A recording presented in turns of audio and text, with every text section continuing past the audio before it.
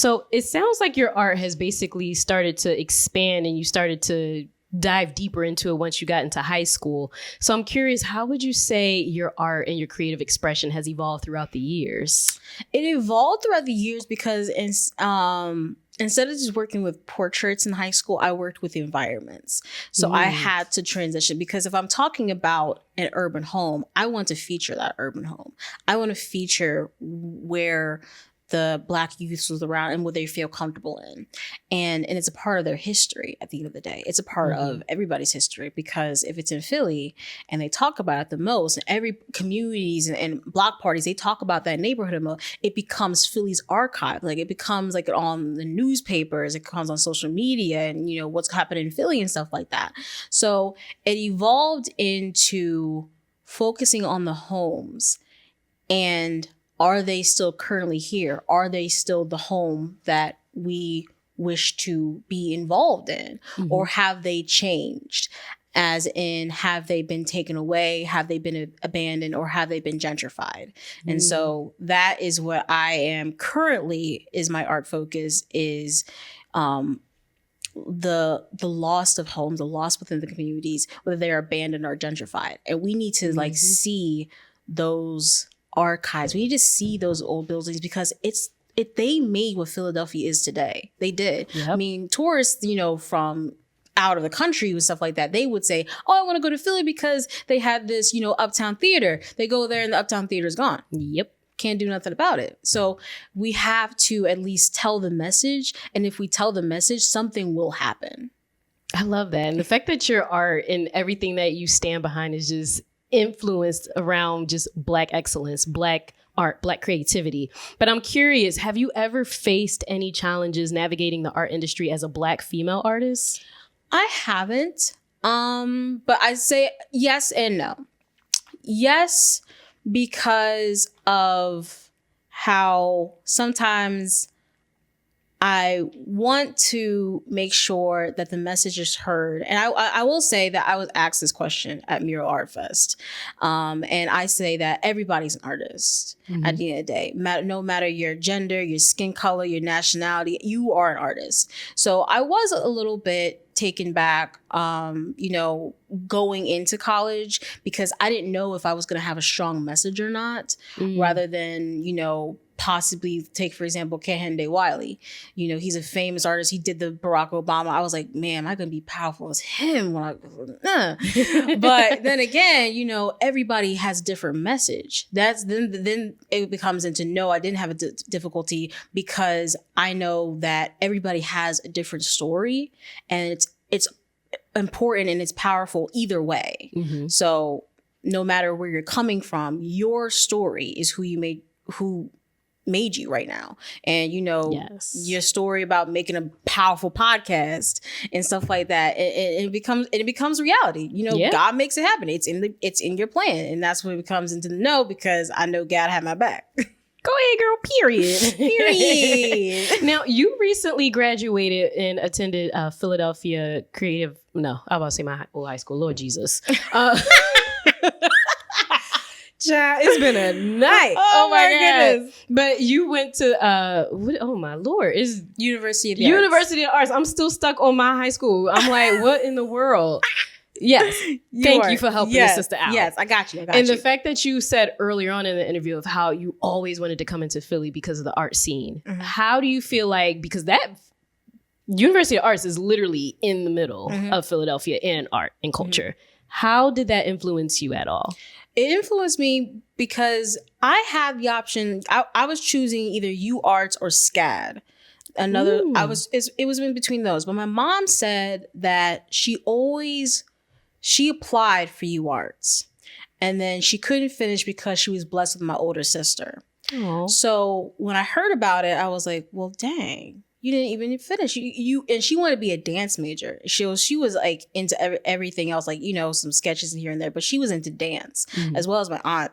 So, you know, seeing that dream didn't make it happen. I was like, well, you know, I want to see what made you choose that. So when I chose that college, and I finished it. I was really happy that I finished for her. I finished for me, but I finished for her really because I want to make sure that in her house, she got a degree from University of the Arts at the end of the day. You better be her favorite child after that. No, I'm playing. I want her siblings. I want to listen. One is over there in Florida. One is over there. But listen, this little birdie right here. And, this little birdie didn't help. She didn't help the most in Thanksgiving. Let's point that out. Come on now. I helped the most in Thanksgiving. The other one, the other ones were taste showed up for testing. the plate. So, no, they were taste testing. It's like I helped. Did you? Mm-hmm. What did you help with the collard greens? Yeah, I tasted it here and there. Did you help though? That's not what I was asking. That's not what I was asking. Did you help? Now, I'm curious because we talked about the art that you were most proud of, but has there ever been a project or a piece of art that pushed you outside of your comfort zone? Yes. The art piece that pushed me, I'm going to say 2 art pieces. Okay. One is an art piece that's called The Other Side of the White Picket Fence. This was a project by my professor, who's my favorite professor of them all. She helped me the most, Patricia Thomas. She helped me the most out of all the professors because she helped me make sure that my art was still me. Yes. So she pushed me into thinking about old artworks that you can recreate. They have those, projects. You take Da Vinci and then make it into your own kind of a project. So this is one of those. And I chose Norman Rockwell's paintings, who is a famous artist that helped with making like the New York Times old covers back in the day, the Saturday Night Live covers and stuff like that in the magazines. And so I took one of his about the runaway. And when I took that, I was questioning about how can I recreate. It's a painting about, a white police officer with a young boy who's white. It was like an all white scene. And, they're in the ice cream parlor and the police officer's talking to the little boy who wants to run away. I made the questions about what if the boy was Black? What if the environment was tense? Would the audience get more infused with it if it's more tense? Because we want to get the conversation going. So then I said, well, what if the boy was a jazz musician? Because back in the day, jazz musicians were having some difficulties with the police. Yep. And it was just all over in terms of just like how it was strict. Like they had to get their own car, like cabaret cars, just to show that they're performing here and there. When it comes to being served in an all white restaurant, they can't have certain things and stuff like that. So that pushed me into thinking about how to get everything just more deep and be more transparent, I will say. Like just making it clear, like it's an uncomfortable thing, but you're there to see how it's uncomfortable. The audience is there to be infused with the artwork, so they get more involved. And then I that was the first project I did in terms of infusing image transfers. You see my artwork and how there's images in the shirt. That's the first project I ever did in putting portraits inside shirts. Nice. And I put all those jazz musicians that were, having trouble with the police, like Billie Holiday, Miles Davis, Theodore, all in the police officer shirts, just to show how it was very difficult for them. The second project, I will say, that pushed me the most was Back to the OG. I say that because I was only given 1 month to complete this, and it's 24 feet by 12 feet. Ooh, girl. So, and it was outside of University Arts for my senior thesis. That pushed me in terms of making art, how to get more 3D materials on there.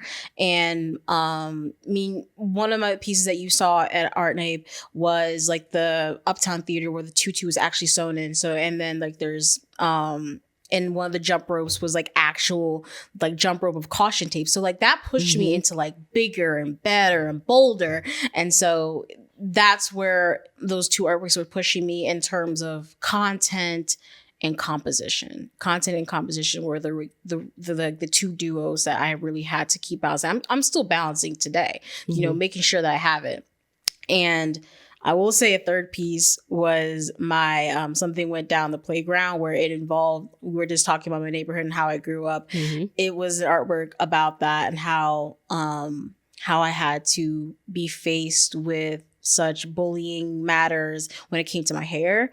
How there was it's something went down the playground is based off of like how I was bullied about my hair, and there is so many Easter eggs inside of it. When you look at my piece, there's like Ruby Bridges. You can relate to all the Black girls in the school system. There was the Dove Act, where the Crown Act, where like you know they were helping Black kids in terms of like summer jobs and schools. They accept all types of hair types, and you know Army veterans. That's infused with the artwork as well, because in the Army they couldn't have cornrows, they couldn't have afro. You had to either straighten it or have put it in a bun. Same thing goes for the work system. You can't have all the curls. You got to straighten it out. So all those Easter eggs that push me more, and like getting the eyes moving more, like say, oh, that's a reference, oh, that's a reference, oh, that's a reference there. So it's all like connect the dots. So once again, it's about content and composition that really pushed me more into thinking about more artwork I can do right now.